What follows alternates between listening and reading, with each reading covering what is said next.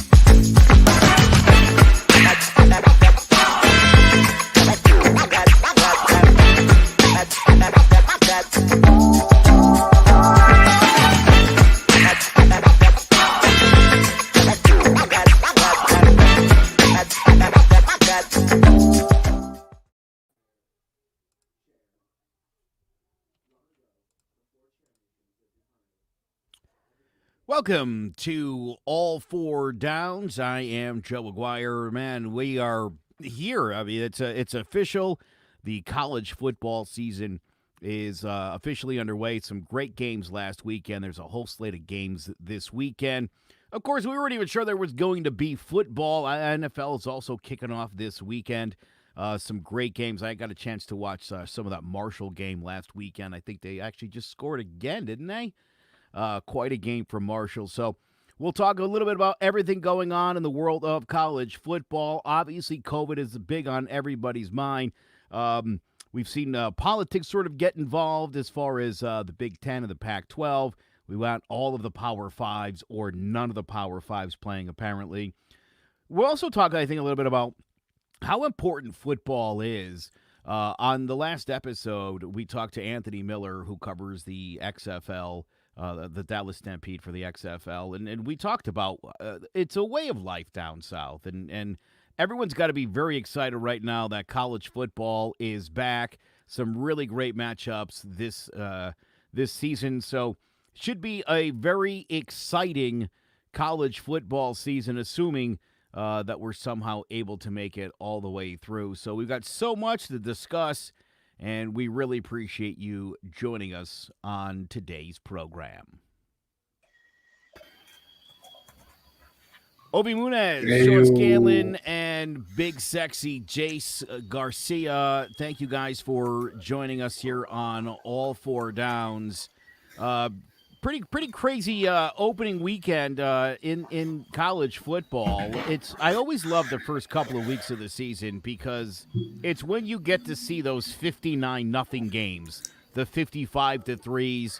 It's always my favorite time of the year. It's nice because it gives some of these smaller schools a chance to go get paid against a bigger school, and the only thing they have to do to take that money is to absolutely get their brains beat in. Yeah. Unless you're Appalachian State a couple years ago and you shocked the world. Sure, every once in a while it works out, but it certainly didn't work. I was just thinking to myself, Eastern Tennessee State, can you imagine the alumni, how badly they could not wait to get that football team back on the field, right? And they got the camp, and they're doing the two-a-days, and the boosters are there, and everyone's excited, right? We're gonna play some college football after all, and then Marshall, they go on it's just 59. Like that's gotta be. I guess my question would be, guys, would you rather your team get wiped off the face of the earth 59-0, or would you rather not play because of COVID? Hey, I'm a football purist at heart. Football is football. I don't care. If my Utes lose by 60, they lose by 60. But I'm just happy football's back, baby. Well, I don't know. I gotta disagree with you there, man, because if all these precautionary measures that you did, yeah, you still gotta play football, then you show up and you couldn't even score not one touchdown. yeah, I'm better off just staying at home and just, cancel the season, and I'll just wait till next year. I mean, that's what UConn Huskies did. I mean, look at them now. They canceled the season. It wasn't for COVID. I'm going to tell you that right now. It's just nobody wanted to play them. And then themselves was like, yeah, I'll skip a year. I need some more weight training. Yeah. Look, yeah, if you get another year eligibility too, Sean, right? Kind of worth it. Yeah, exactly. Right there. I think that they definitely would have taken week 1 off with no arguments if that's how they know the game would have went. But you got to give credit to Marshall. Their freshman QB came out and had a great game. Just balled out against them. But we'll see where it goes from here for the Eastern Kentucky squad. Yeah, but Joe, man, I got some scores for you, man. I mean, there were some good games. Don't get me wrong, but there were some terrible games, especially if you're favorite to win and you don't really represent. And I'll show you right here as we get set for the scores for week 1. We had UAB who defeated Central Kansas 45-35. We had South Alabama. This was a pretty good game, a good finish, 32-21. But Army was just running all over Middle Tennessee. I mean, it took over almost half the third quarter, and then the whole entire fourth quarter all by themselves in one possession. That's Army football there, I'll tell you. They threw the ball 4 times in that game. I mean, can you imagine? And I believe there were 8 different guys had multiple carries for Army in that game. And that's their style, man. And they've been doing it for so many years. And you will guess what play they'll come next. Oh, wait, It's a run game. Oh, wait, by the way, they're still getting a first down. So anyways. Yeah, but one thing about that game, Army, obviously their offense eats up the clock. They take time. But their defense came to play. The games they lose is because their defense lets up quick scores to make it close because their offense eats up so much of the clock. But their defense came to play against Middle Tennessee. There was when the Army had 23 points, Middle Tennessee only had 21 total yards in the second quarter. So Army played big. And damn right. And Frank even said it. Army plays smash mouth football. And you're damn right they do. Next is Marshall. You mentioned that 59-0. I actually saw that game, and I thought that was a scrimmage game for Marshall. I didn't think Eastern Kentucky was really, thought they were like high school football or something. I don't know. Kind of looked like it, yeah. I mean, it only took them an average of 2 minutes just to score a touchdown. So, I mean, hey. But this game is my concern right here. SMU, who's in an American League, the AAC conference, going against Texas State that really don't have a great football program, and for them to beat them 31-24, they're in big trouble in their conference, especially when they have to play Houston. Maybe Navy, which we'll talk about Navy later, but there's some good competition in that conference, so we got to watch out for SMU. I don't think they're going to have a good season. There was a time last year where I thought SMU was the best non-Power 5 team, and to come out with a game like this, that just makes me sad. Yeah, and Shane Buechele, who had a great year last year, didn't come out, and he played pretty rough against Texas State. Obviously they had enough to get the win, but you're definitely a cause for concern moving forward.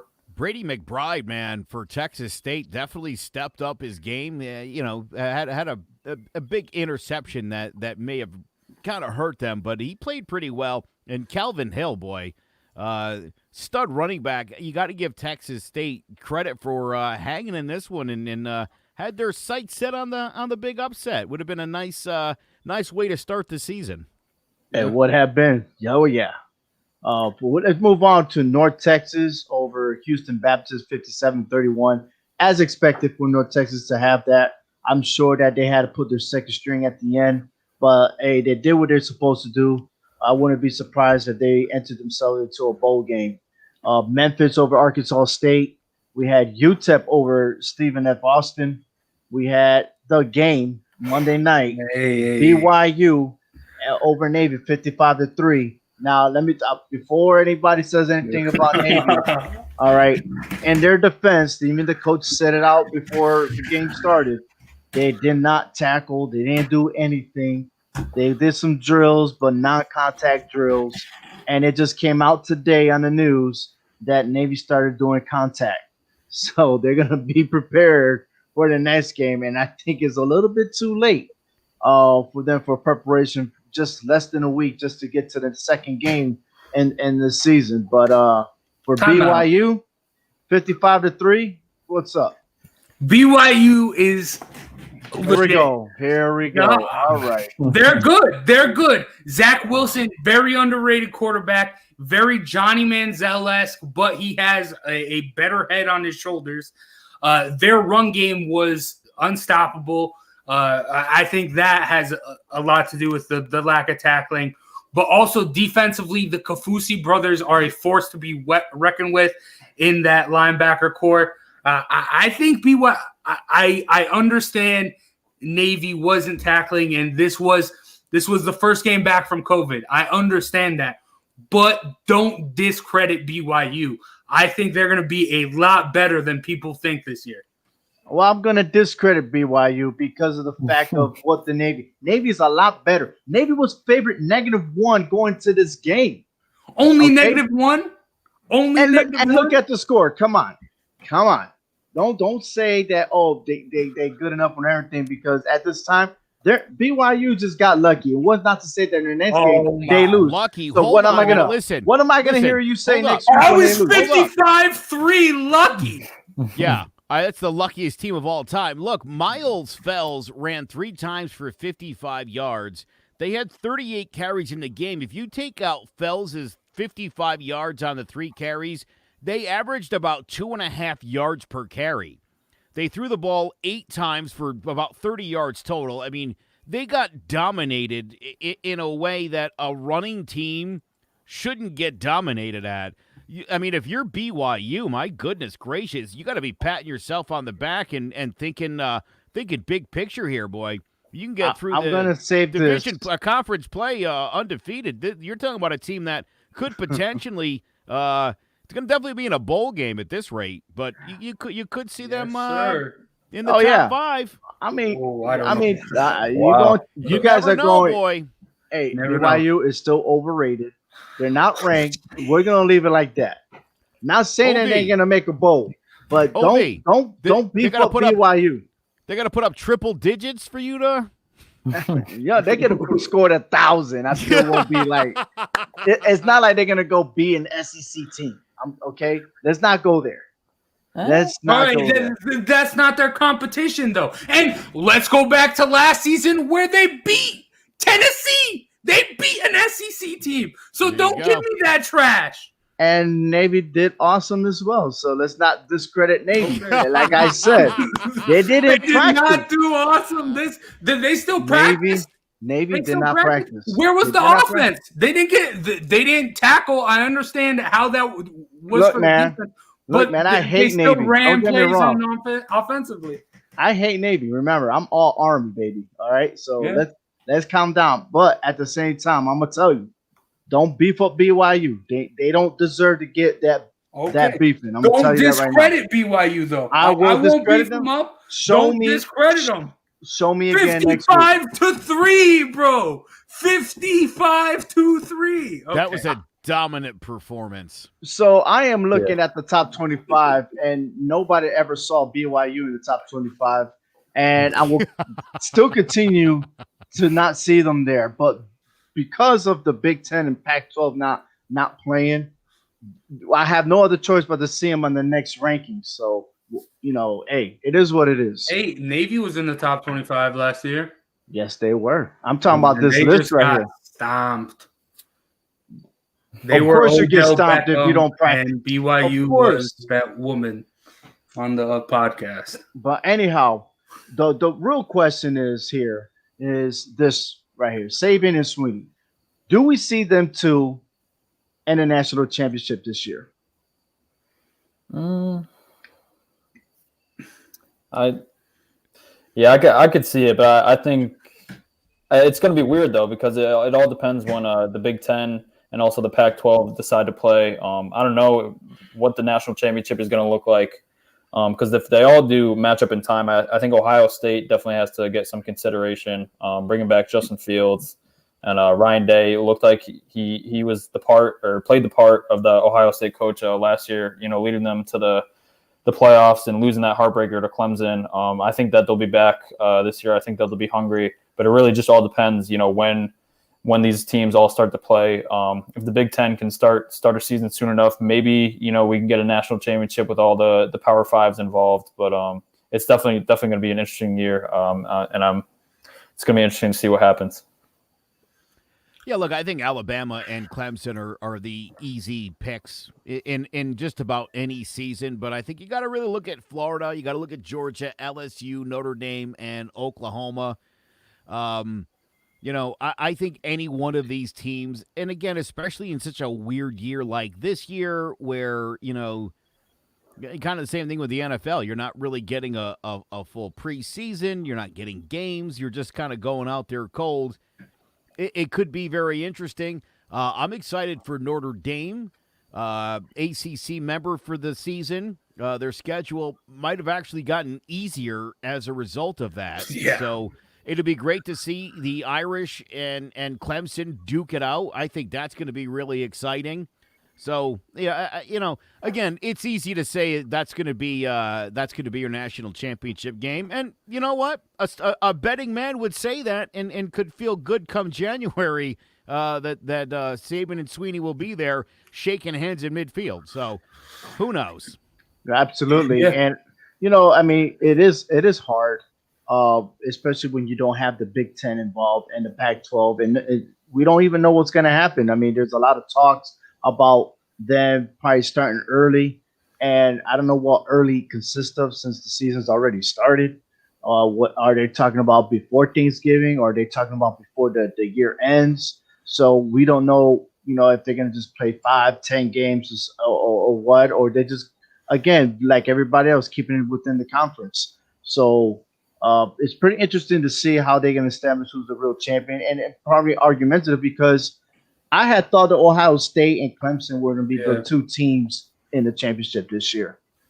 For sure. If this were a regular, normal college football season, those would be the two that we expect to see in the national championship. Now, with all this mess that we have, Alabama's the favorite to come out of the SEC, and whoever's the favorite to come out of this, whoever comes out of the SEC will be the favorite to go up against Clemson in the national title game. Now, I'm not saying Alabama does come out, because losing Tua, I think, is a big loss for them. They have stud wide receivers. They have a solid defense. But when you have those wide receivers, you got to have someone who can get them the ball. And I think that might be a struggle for them to replace the shoes that replace Tua's shoes. I think a team like Georgia can squeak in there, but those are the two favorites now. Last year, Ovi, how much I fought for the Pac-12. If the Pac-12 finds a way to play a season, I don't think any one of them can compete with these guys. Utah, my team, they lost a bunch of seniors, and a really big loss for Oregon, losing Justin Herbert to the draft, but also Penei Sewell, who might be the best player in the nation, might be the number one pick, the offensive tackle. He decided to sit out and prepare for the draft. So I think those are big hits for the Pac-12. I don't expect to see them. A team like Oklahoma or Texas might squeak in from the Big 12. But, yeah, I think whoever comes out of the SEC and Clemson are going to be in well, I mean, the Pac-12 do have a new president or / commissioner there. So, and the reason why is because they want them to be competitive like the SEC. So we have to wait and tell on that. But as far as, I'm a big Georgia fan, but I am concerned if they were be able to at least win their division, because Florida is the next best team and they got all their players back. And with Georgia, they're bouncing out their star quarterback who had transferred from Georgia Tech, he's not even playing. So, and there's a lot of players across the National Football League, the NCAA, that they're opting out because they're preparing themselves for the NFL draft. Yeah, but while Newman isn't playing, he had a great season last year. Don't discredit JT Daniels, who transferred from USC. He got injured early in the season, but this guy can sling the football. So I like him as the quarterback. Yeah, I agree. I think JT Daniels, a lot of people forget about him because of the injuries at USC and just because USC, hasn't been the dominant force that they usually are in college football. I think a new change of scenery, moving to Georgia, will benefit him. I think, he's got a lot of playmakers around him. So Georgia will definitely, I think they have a good chance to, be that number one team in the SEC and duke it out with Alabama and take the SEC title, maybe even make it to the national championship this year. At the top of the show, I talked about how things have been getting comical. We saw President Donald Trump getting involved. I know what a huge football fan he is, and I'm sure that's his only motivation. But Ohio's Attorney General, David Yost, is going to recommend Ohio State University sue the Big Ten over their canceled football season, and there's nothing to get things moving like the filing of a lawsuit. So I know the Big Ten's kind of been waffing a little bit. They were supposed to vote last weekend, and that didn't happen. Reports are saying maybe in the next few days. But I think they're probably bracing for this. This could be a pretty serious court battle. Typically what happens when somebody files a lawsuit is, before that thing ever makes its way to court, lawyers talk, mediations happen. You try to figure out a way to appease everybody. My thought is this could very much be Ohio State just posturing, trying to put some pressure on the Big Ten to, at the very least, Ovi, commit to, when are we doing this? Absolutely. Like, we don't have to do it tomorrow, but are we doing it in the spring? Are we doing it in the when? When are we doing it? And I think it's not fair to these kids that there's from the Big Ten and the Pac-12, there's really not a lot of direction or information coming out of there. Where I think the other three conferences are making a mistake and kind of rushing things along. I think these two are doing just quite the opposite and leaving everybody in the dark. And I don't think it's fair to 18, 19, 20-year-olds who are basically risking their life. They're on a college campus. I don't know if you guys have been reading, but there's been outbreaks on college campuses all over this country. Some of them are staying open. Some of them are shutting down and trying to, wither through it. You're asking a lot of these athletes. And, I think another issue, and we haven't really talked about it yet, is how many guys have already decided to forego their senior year to prepare for the draft, and how many more might still do that? Absolutely. I mean, the numbers could spike up even more between now and before they even start their first game. But the lack of leadership, as we've seen throughout the country, it's a concern. People are afraid to make decisions. What is the best decision? Damn if they do, damn if you don't. If I do this and it doesn't work out, I get sued. If I don't do this, I still get sued. So which direction you're going at? But at the same time, nobody's communicating. And that's the problem. They're not talking to the students. They're not talking to the coaches. And those are the people that want to know, hey, are we going to have a season or not? Because it'll affect them. And then look at the other way. I kept saying that previously on All Four Downs previous episode about, could these college players go to the XFL and then just show off what skills they have before the draft? That could probably happen. For me, I think I would have taken that route instead of doing the Columbine because, hey, there's more action on the field. However, on the other side, these leaders, these guys are put in place to be leaders, need to make that decision and make it happen. And that's the bottom line. Communication was big. Like, this is something that should have been talked about more during the height of the pandemic. I feel like everyone was just like, oh, it's canceled. Oh, we might actually just do it in spring. But then once it started itching closer and closer, people started making decisions. And I think the decisions were rash. They weren't really truly thought out. But I think if you start it from when the pandemic all started, because the bottom line here is for the NCAA is sports. Like that's going to make them money. And this should have been a conversation as soon as March Madness ended. They should have said, all right, what's our next biggest thing? College football. Let's start getting that going first. And it didn't. It took them time, and then eventually everything imploded like it did. So I hope something can get rearranged and we can get all the teams playing that we can. But honestly, I'm not too hopeful for that. Joe, let me ask you this. Yeah. Could these conferences create a bubble and still keep it within maybe 2 bubbles per conference? So where you got each division going at, each other, and then vice versa, still implement testing and stuff like that. And then at the same time, even though they're students, they can still do online college. Ain't that what technology is there for? Sure. And look, I think if you look, nearly every conference in college football is located near a dome and near a big city with a dome, which would be a perfect situation to get these teams in a hotel. Plenty of hotels in all these big cities, and you got your dome.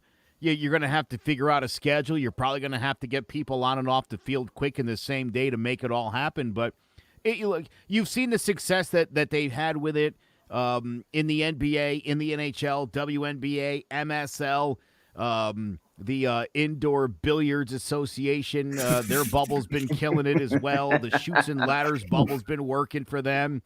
The bubble works. Baseball has been lucky enough to not be overwhelmed by COVID, but you've seen so many breakouts in Major League Baseball, and it's because you don't have a bubble. You saw an instance where, Mike Clevenger, who's since been traded from the Cleveland Indians, and a teammate of his, Zach Plesac.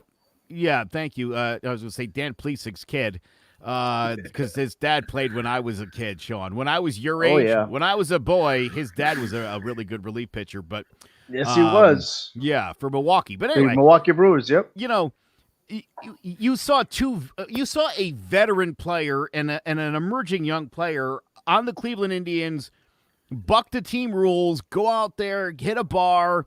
Neither one of them caught it. Nobody else got it. I mean, nothing terrible happened, but management was so upset with those two that they sent them both to the alternate site. They just moved Clevenger. So, unfortunately, if you don't have a bubble, and even if you do, you just got to make sure that everybody understands and that everybody's in it to win it. I think you could see. I think it's likely you may see more star players drop out of this, and guys who have absolutely no future beyond their senior year of college. It's not worth playing football and dying when you're not going to the NFL anyway. And on the other hand, if you are going to the NFL, why would you risk getting COVID? There's plenty of tape on you. There certainly could be some opportunity in the XFL come springtime if you need to impress NFL teams. And even if you can't get it done before the draft, you can still sign as an undrafted free agent, and you'll have your pick of the litter. So this could really work out. One of the things that outraged me, though, guys, early on, and our buddies, the Keys brothers, were one of them, and I chastised anybody who said this. I heard suggestions from people that these kids should sign waivers to play. And I thought, first of all, if I was their lawyer, I'd be screaming no, okay? Second of all, these universities make so much money on the backs of these kids that how insulting would it be? These kids can't even work. They're not allowed to work and earn money while they're in school, which is why a lot of them get into trouble because of boosters, because they don't have any money and they're not allowed to work. So you're already putting these kids in a position where Nike shows up and it's like, I got $100,000 in this box if you do what I say. And they're like, yeah. And now people are like, you know what? Just sign your literal life away so that you can play right guard for Trevor Lawrence this year And after the season's over, I don't care what happens to you anyway. That's ultimately what it comes down to. Any football team look at the rosters on these teams. There's a lot of guys, and unfortunately, a lot of them are like expendable, but they shouldn't be treated that way. The biggest problem, obviously, is a lack of central leadership in NCAA. You see it, again, the way it's run with the conferences, it's all about money, it's all about TV contracts, and it's all about big boosters. It's the ugly side of college football and the ugly side of college sports in general. It's what taints it. It's where all the problems with this sport all comes down to the dollars, who's making them and who's not getting them. Absolutely. Yeah. But hey, no matter what's going on, the show must go on. As you know that, Joe, the show must go on. As we see here, regardless of the Power Five not being included, the College Football Committee is still going to happen starting Tuesday, November 17th, and each week after that, all the way till Selection Sunday, which is December 20th. And we're going to find out to see who are the top 4 teams to make it to the playoffs. And the finals will be Monday, January 11th in Miami for the national championship. Now, with that in mind, here's this week's schedule. We got UAB versus Miami. That's Thursday. And also Thursday's the opener of the NFL. On Saturday, we got some good games. We got Syracuse versus North Carolina, Louisiana at Iowa State. A good game, even though many might not think, but Duke and Notre Dame should be very interesting because Duke is solid. I believe that. And don't think they're going to win, but I think they're going to put up a good fight. They also just got the transfer quarterback from Clemson, Chase Bryce. Yeah. Outstanding. So we'll see what from there. Maybe Notre Dame suspect. Maybe they're just like Navy. I don't know. We'll see. By I'm the just way, saying. Navy, I mean, a lot of people way, might hate me right now. But okay. Listen, Navy had full contact 11-on-11 practice today. That's how unimpressed they were with their performance they put up. I guess BYU. I guess doing a walkthrough doesn't count. So. But moving on, Missouri State at Oklahoma. We got Clemson at Wake Forest. And then at the end, we have number 14 ranked Texas versus UTEP. I believe Texas could be a difference maker in the Big 12. I think this year they can make their run for their money against Oklahoma. But hey, we'll wait and see on there. And then that leads us to our pick'em. Very interesting because we haven't seen anything yet. Certain teams have already played, but it boils down to this. We'll start with the first one, UAB at Miami.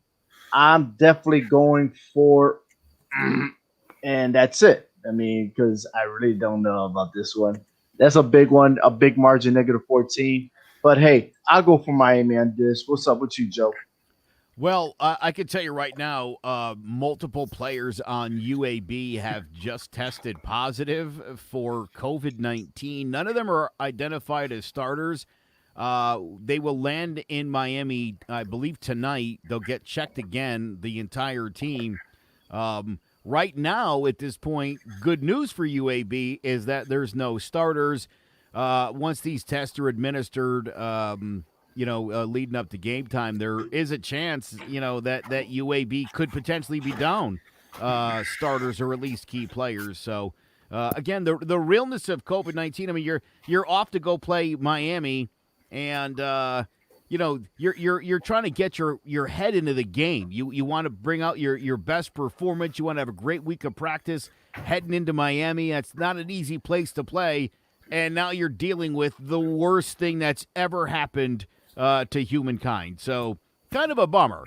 And gives me every reason in the world to say that my pick'em would be clearly Miami. All right, Sean. Yeah.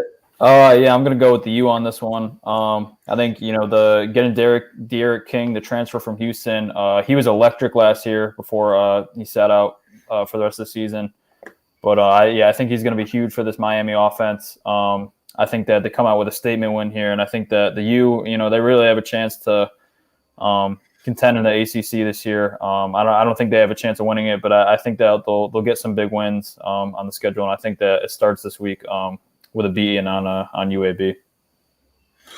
UAB is actually pretty underrated. They dominate their conference. Usually lose only 1 to 2 conference games a year. They're a solid football team for the Sun Belt.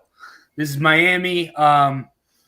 If I were betting, I wouldn't bet on this game because I think UAB might pull something together to where they can get within the 14.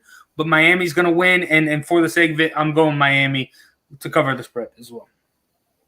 All right, we got Syracuse at North Carolina. I'm picking Syracuse. I think that the spread -22 is too much, and I think Cuse is prepared, and I think they improved from last year. But this is going to be a good conference game, but it's going to boil down to Cuse winning by a touchdown at the end of the game. Ooh. OV, I love you, dude. I really do. Of course you do. And I got to tell you something. I'm a Syracuse college football fan dating back to when Donovan McNabb was the quarterback. That's how long I've been a Cuse fan. I was so happy when they went to the ACC until I realized what would happen to Syracuse in the ACC. And thus far, nothing good has happened for Syracuse in the ACC. And unfortunately, I think they're going to get absolutely – they're a better team, and I think they have a better team this year than they did last year. I still think that North Carolina is a head and shoulders better team.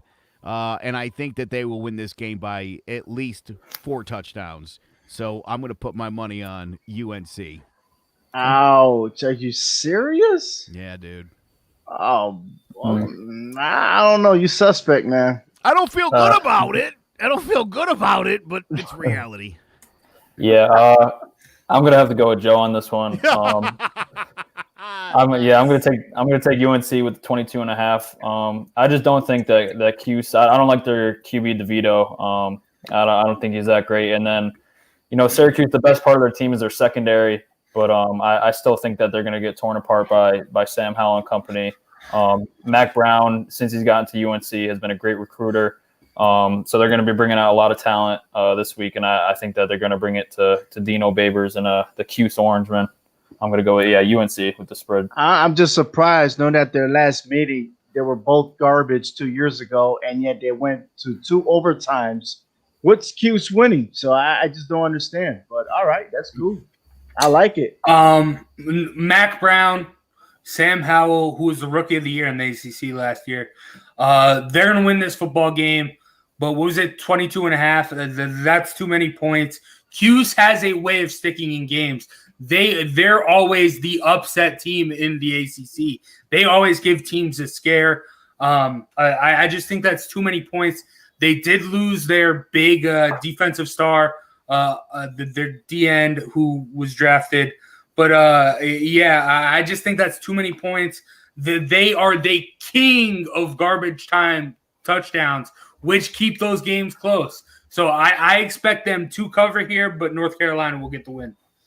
All right, let's move forward to Charlotte at Appalachian State. Appalachian State, they always have their rankings each year. Some they fall off, but last year they hung in there. They will dominate. They will cover the spread over Charlotte. Yeah, I'll take Appalachian State in this. I mean, what a franchise and what a success story. I've been saying this for years that, I don't think it matters who you play in conference. I really don't at the end of the day. I think that's a fallacy. I think much like with college basketball, I think the way the speed of the game and the way the game is played, I think tells you pretty much everything that you need to know here. But Appalachian State, Zach Thomas doesn't put up huge numbers, but this team is consistent, and especially in the red zone. These guys come up big.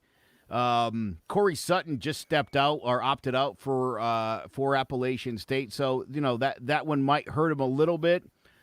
Point spread 17.5. Yeah, I'll still take Appalachian State given 17. Yeah, I'm gonna go with Joe on this one too.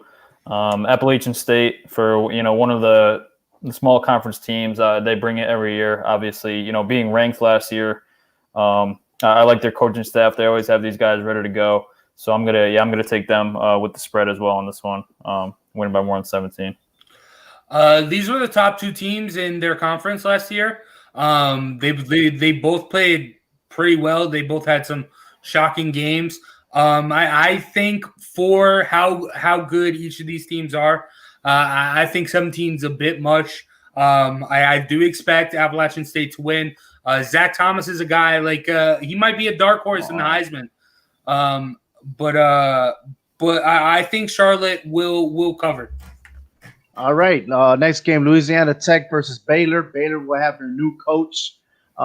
Did decent this past season, but with a new coach, and they're just now coming back to school thanks to Hector's information that's going on because he works in that facility over there.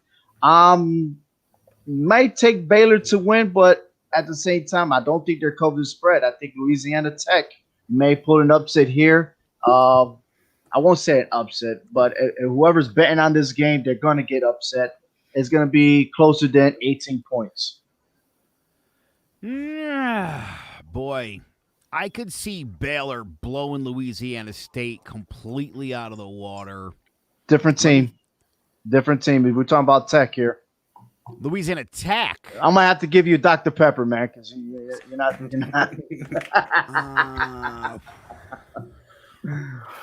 Yeah, I still got Baylor covering. All right, fair enough. I got Baylor covering. I think Baylor will win the game. I do not think they're going to cover this one, though. Louisiana Tech is another smaller conference team that, usually makes it to a bowl game. They usually have pretty successful seasons. And also with Matt Rule gone from Baylor, it's going to be interesting to see with the new coaching staff how they handle the Big 12. And they lost a lot on offense. So I do think that they get the win here, but I think it will be a closer game. And I would take Louisiana Tech with the spread. Baylor was great last year. They were competing to get into the college football playoff, and obviously this is a completely new Baylor team, losing some key seniors as well as Matt Rule, going on to the NFL, going on to the Carolina Panthers. But this is Louisiana Tech solid. Every year they're competing in their conference, but if there's one thing a Big 12 team knows how to do, they know how to score, and Baylor last year was one of the only teams, the only team in the Big 12 that played a little bit of defense. So I think that little bit of defense gets multiplied against a team like Louisiana Tech, and I think Baylor blows them out of the water. All right, we're moving on to UL Monroe at Army. I got Army winning by 30. And those are my boys. Go Black Knights. Let's make that happen. Yeah, this is going to be a tough game. What's the spread on this one? Was 18? It is negative 19. Negative 19. Yeah, I see this more being 55-0. Yeah, I could see Army in like a 38-12, 38-14, something in that regards. I mean, look, Army's they're gonna dominate the line of scrimmage. They're gonna absolutely pound the ball into the Warhawks. I think they'll cover it. I see this being a maybe even a bigger win, maybe like a 42-10. Look, I mean, no joke though. ULM can move the ball. They scored a lot, but again, there's a big difference when you're playing. I think Army's just well disciplined, and I think they're going to have a really hard time moving the ball. Yeah, I agree. I'm going to take Army, and I'm going to take them to cover as well. I think they're just going to impose their will with the running game on UL Monroe. I don't see this one being close either. I could see Army winning with another big blowout win in week 2, moving to 2-0. Army pretty easy. If UL Monroe scores at least once, that might shake things up as far as the spread goes. I don't expect them to, Army, they do control the football, but they don't score a lot. So that might mess things up, but I'm picking Army. All right. Next game, Duke at Notre Dame. I think it's going to be an awesome game. But I'm not going to take my chances and risk it. I'm going for Notre Dame. With the spread, I'm going for Notre Dame. Last year, 38-7 was the final there. I wouldn't be surprised if it was something like that again. Maybe a 35-14, something like that. Yeah, I'll take Notre Dame. I'm going to take Notre Dame to win. I don't think they'll cover, though. I think, Duke has been a lot improved this season. I think they want to come out and show it in week one. I think David Cutcliffe, he's got belief in his new quarterback. So I think the Notre Dame will probably win by 2 touchdowns plus, but I don't think that they'll cover. Notre Dame, it will be a force to be reckoned with this year. A lot of returning seniors. But I think Duke is fairly underrated. 20 is a lot of points. I think Duke can keep it within, and I think they will cover. Notre Dame will win, though. All right, we got University of Texas of San Antonio at Texas State. Texas State played very well against SMU. I think they'll carry that over for this week, and they will blow away their opponent, Texas State. Yeah, I'm going to go with Texas State. I think I like them. And I think that with 7.5, that's not bad. Yeah, Texas State. Lock them up. Yeah, I agree. I'm going to go with Texas State. They came out and they had a good showing against SMU. I think a lot of people weren't expecting that great of a game out of them, but they had the rushing attack going. The defense had a couple turnovers, so I think that they'll cover, and I'll take Texas State in this one. Yeah, Texas State. You all said it. Outstanding unanimously. That's not good either. But all 4 of us agree that's not good, but we'll see what happens. Georgia Tech at Florida State. I got Florida State with the movement and everything else that coach. I think the players won the hearts and mind on the coach. They'll play hard, and we're going to see a different Florida State this year. Yeah, boy, this is a tough one. I am going to take – I think Florida State wins the game. I don't think they cover. I think it'll be a closer game. I think they win by a field goal. Yeah, right. Yeah, I agree. I think Florida State's going to win, but I think it will be more by like a touchdown or 10 points. I don't think that they'll cover. Obviously they've had struggles in the ACC the past couple of years. Hopefully they turn around this year, but I could see it being a little bit slower week one. I think they'll win, but not cover. No, Florida State's going to cover. They're going to be – this is a new Florida State. Mark Norvell is going to turn the program around.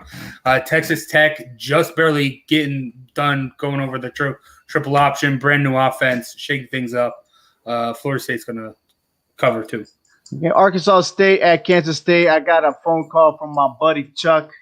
He lives in North Carolina, and he's a big Kansas State fan. He's diehard Wildcat, and you know what? I'm gonna go for Kansas State. Take the points with it, -10.5.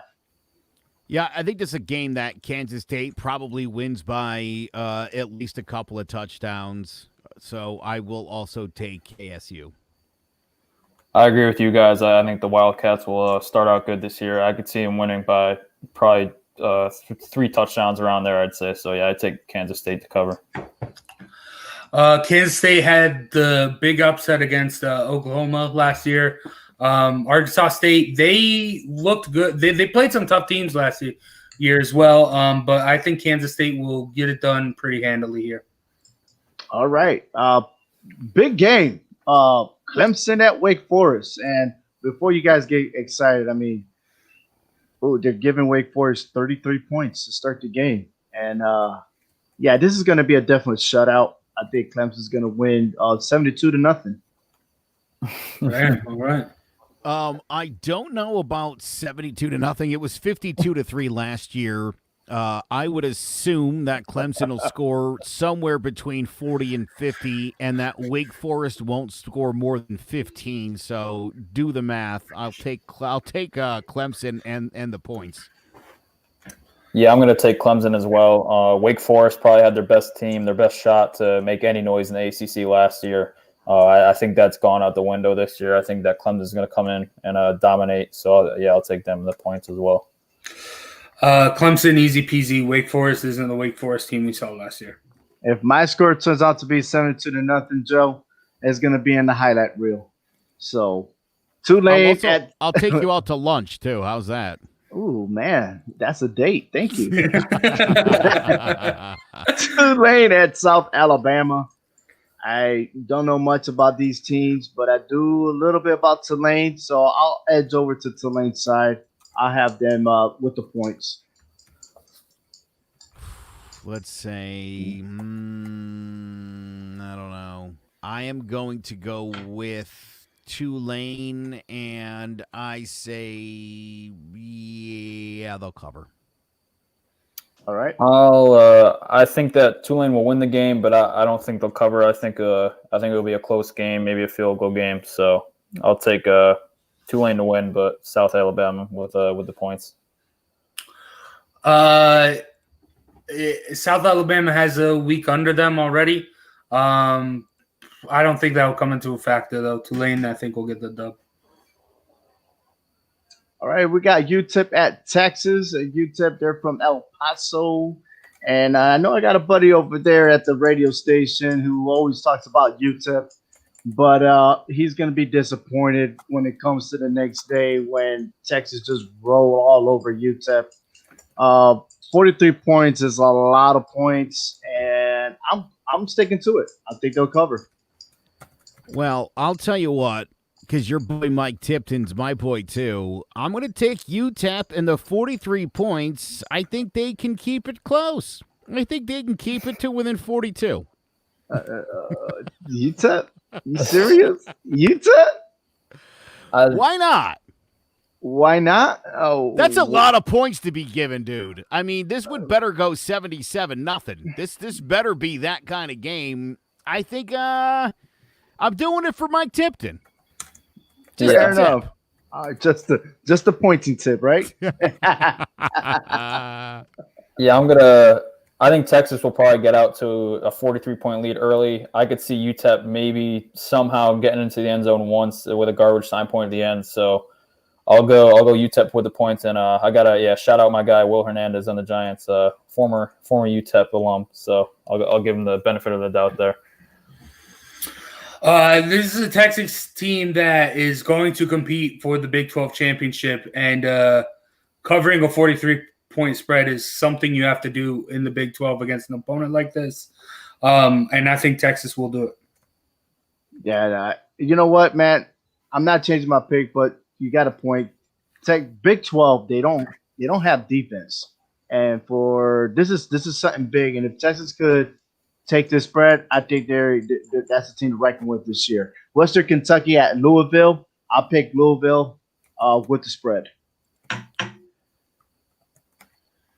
Yeah, I'll take Louisville given the points, sure. Yeah, I agree with this one. I'm going to take Louisville. I like what their coach came in and did last year after the disaster that was the Bobby Petrino era. So I think that they'll turn it around this year, make some noise in the ACC, and I think they'll win big against Western Kentucky. This sure isn't the Lamar Jackson Louisville, but they're gonna whoop Western Kentucky. All right, Coastal Carolina at Kansas. -7 is the spread. Kansas all the way. Miles will make that happen. This is a new version of last year. They got this.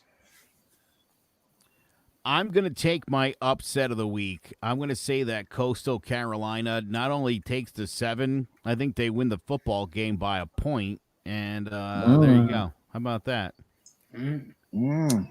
I think Les Miles is going to have this Kansas squad ready to go. Historically not known as a great college football team, but last year, they were kind of making their way back to making themselves a name. So I think that they'll go ahead and win big against Coastal Carolina. Les Miles, this game was booked for the redemption for it. Coastal Carolina beat Kansas last year. Les Miles has been thinking about this all year, all season, last season. Kansas is going to whoop that ass. All right, there you go. And that's the complete of what's going on for this weekend in college football, week 2. Joe, any words, final comments before we go? Yeah, I've got a final comment, and my final comment's for Jace. Coastal Carolina, everybody said last year they were going to get their ass handed to them. How'd that turn out? Yeah, I understand. That's all I'm saying. Look, I think one of the hardest things to predict is the beginning of a football season, college or the pros, because you rely so heavily on what happened last year, or you just ignore things that happened last year because you got a good feeling about things. And that's just not how it works. And I think that's I why. didn't ignore it. No, I'm not saying you, Chase. This isn't me attacking This you. is a I'm sorry revenge game. I'm sorry if it sounded like I was going after Jace specifically. I don't even know who you picked in that game last year. I'm just saying in general, this is what we do. We make assumptions. Look, earlier tonight we were doing another show and we literally were saying that Lamar Jackson's going to be the MVP, is going to win a championship this year. He got the MVP last year. He's going to win the championship this year because that's what Pat Mahomes did. And it's like, oh my God, you're just like deflecting that to the next guy. Like, that doesn't make any sense. What are the chances that would happen in back-to-back seasons?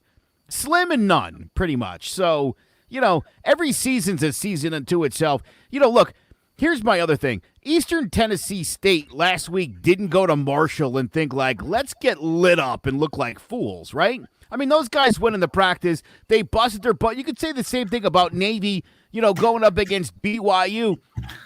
I mean, I'm sure all week in practice they were like, guys, got to wrap up, got to tackle, got to bring guys to the ground, right? You guys all know this, right? We got to make good tackles. We got to wrap them up. They didn't do any of that. They didn't. That's why they had 11-on-11 full contact practice today. So look, I think it's easy to look at these power schools and just decide that the smaller school, they have no chance. You don't know. If you have a good week of practice, if you play disciplined, if you play smart and you take advantage of turnovers, you can beat anybody. Yep. And I'm going to tell you right now, I'm going to beat everybody in here come this week's picks. And you could book that. Believe that. Right, Jason? What's up? Yeah. All right. I just remember last year, Jason was ahead of the game the first 6 weeks. And the last 6 weeks, who took over, Jace? Who took over? I thank you. Thank you very much. I like how It was close, he though. admitted that. You did. I'll get you back. It was you. But anyways, hey, we're coming to the conclusion of the show. I appreciate everybody. Joe, last final word. Yeah, look, it's going to be a great season. I say this, take it easy on the kids this year, man. Like, no matter what happens, just remember these are 18 to 21-year-old guys. Unless they're from Utah, then they're probably closer to 28 because they did a mission. But all that aside, these are kids. Some of them have a future in the NFL, some of them don't. And I think for a lot of them that don't, it's easy for you as a fan to be like, right. Maybe they don't care as much as you do. Maybe they care more about their own safety than they do about entertaining you every weekend. But no matter what happens, I say support these teams. I hope this brings a little more awareness to the fact that the NCAA, not just for football, but completely, really needs to get some central leadership behind it so that there's one uniform policy all across football. To me, that's just the right way to go. Just my thought. I think a lot of people agree with that. But thank you so much for watching the season debut of All Four Downs. We'll be back all season long previewing all the great college football action, and we hope that you will join us. Make sure you visit hhwshow.com to get all the latest. You can also visit clovercrestmedia.com. Click on the CMG Sports link for a ton of great podcasts, all related to your favorite sports. We got baseball, basketball, boxing. We got it all. No matter what you need, we certainly got it for you. So visit clovercrestmedia.com. And listen, if you want to start your own podcast, we've got one of the fastest growing networks in all of podcasting, CMG is literally it'll change your life. You want to start a podcast, give us a call. You can start for as low as $15 a month. Go to clovercrestmedia.com. Make sure you follow us on all the social medias at All Four Downs. For Sean Scanlon, Jace Garcia, and my man Ovi Muniz, I am Joe Aguirre. Thank you so much for checking out the first episode in 2020 of All Four Downs.